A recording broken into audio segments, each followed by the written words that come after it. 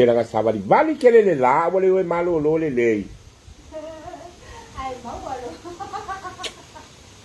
Eu fui kamaki le lo pa de la.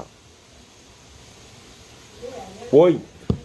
Ia talo fala mal matsotunu. Fai nga ia pakoko.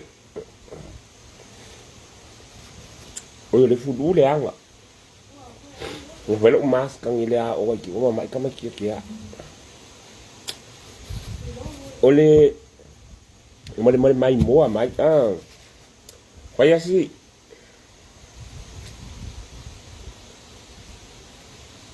le mea le no fasangi kamaki o fasangi kamaki le mele fa kakala agora mele fa tsala sai mele foi ele tsala le e mele tsala fa le le me foi lá le misinformation mal disinformation lá le fa ya quel kako l'equilibrio là on a dit yaso but olha happen na time ni ia olha nei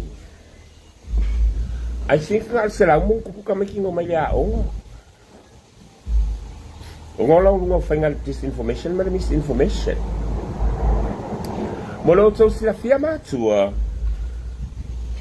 e tau te le fa yesa fa yung armalo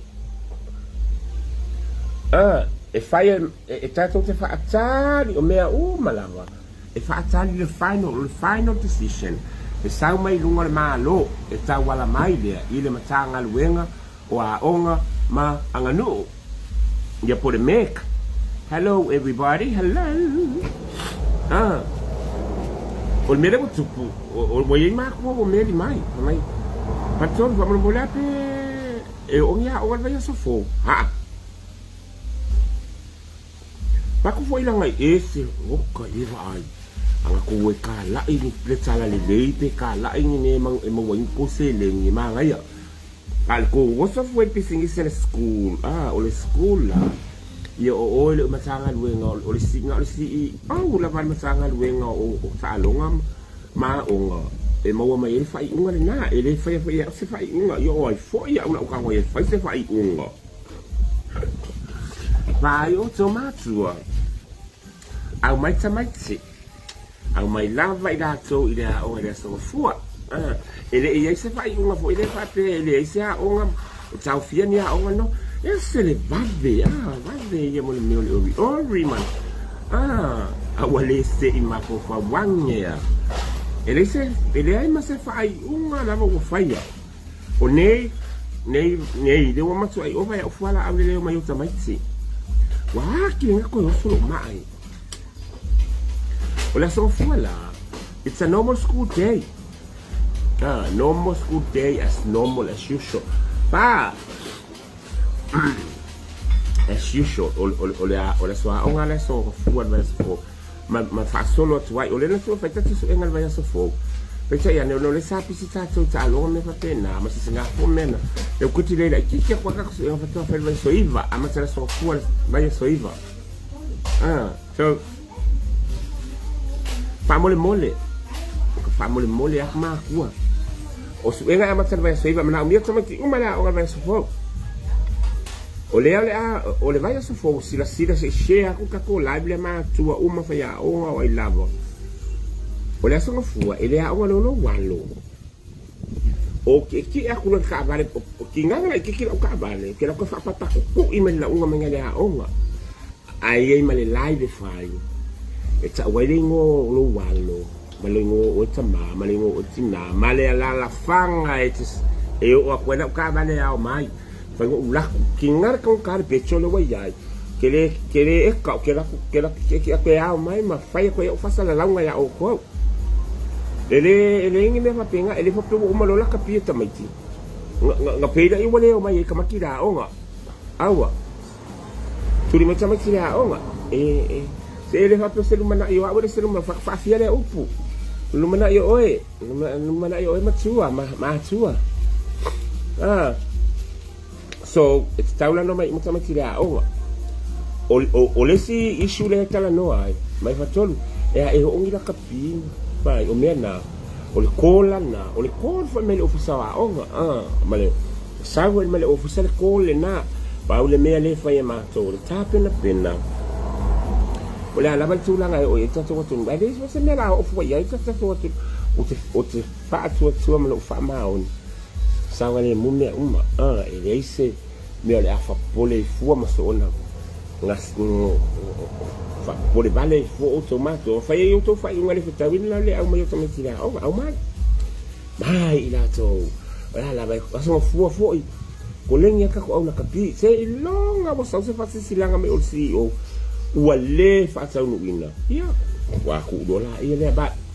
on the safe side, e le papela kolengi mako i kolengi whioki. Ia e kolengi a e whamalo se le tino, ia mamalo se le mafofau, to angai whai mea ora suenga le vai soiva. Vai a soiva no naso ngafua. O le aso, valu sulima, o yuni no naso sulima. Ia whai tatu suenga le mitia. Matua, ia ele igua. Po a fea wai tu wata tu a onga le so tolu e yulai, po le so lua yulai. Aso tolu yulai tu wala onga mo tu anga no kota lua. Ia, famalosi mai matua, a mai fa na e ngako ke do o le kofo ia ia ele ke kaya fa si ele pure kama. Mai tama te famalosi mai o se le manai. O le lumana i o le whanau o lo i au o tō mātua taimi nei o lo i tono lau tanga lo i kongo lau ako ponga mangu i ar whanau mākua tātou la ia lele ia o ngā le whanoi i o le asonga fua tātou te whetau i o mai leo kei loa kakala ia pia le ka whawhau ia pia po a mea lava o lo ia pia se i wana ngā i lava le au la kapile na whanoi paulanga tangata sao mai te a au isi ka longa o isi ka ki Samoa po au ki Palang po o ka mai ki la o nga ai le fango ia ya good luck la so fua o show ya o ko o mai ya o ai me le o mo ko ia 12 ale le ko ai e o Samoa no faia le ko ai le mas me fa penga o aga ko nga me fa penga o lo o ko e ka e o ko me ga ni la si o eu mai fa ko ai ia ke show po ya o ko pe ko ma ia mani tele weekend Samoa o le sa o fa fia nei o le ngo sa o shout mai ele o no lipiness take away and catering i le lepa ia le la ngo ma o papa ki o ka se pretty papa ki o le ansi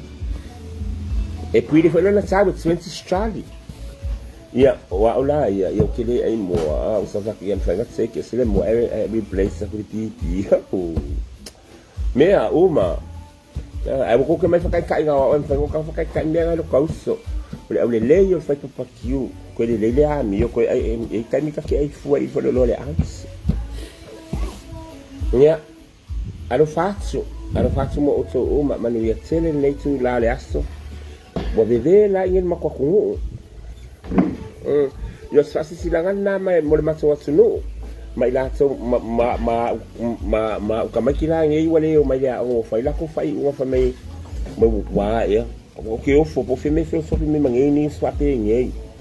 esse levado le falader a va kula la o family ai